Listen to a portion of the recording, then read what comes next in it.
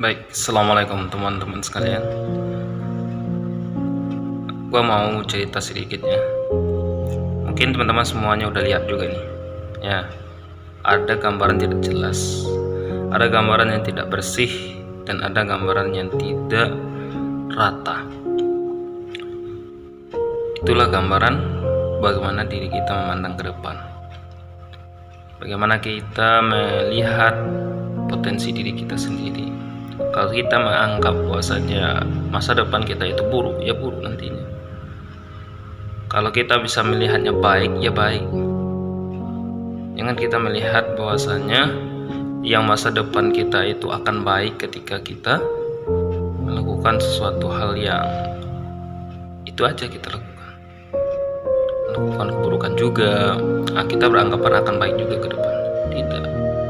Ada langkah yang mesti kita lakukan, ada proses yang mesti kita rubah, yaitunya apa? Langkah kita untuk membersihkan setiap langkah yang kita rusakkan.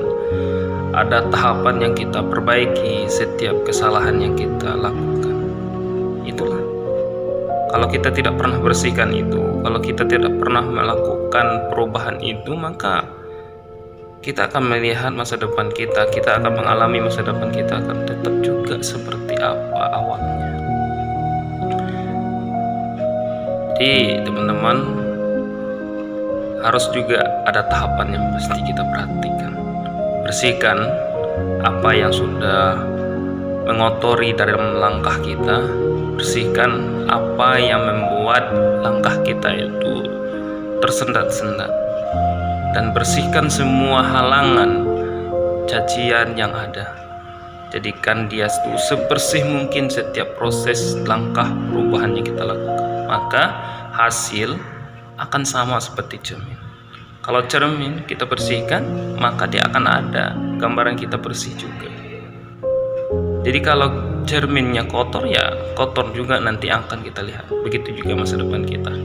Kalau tidak ada kita tahapan untuk membersihkan masa depan kita, maka akan seperti itu aja yang akan kita lihat ke depannya.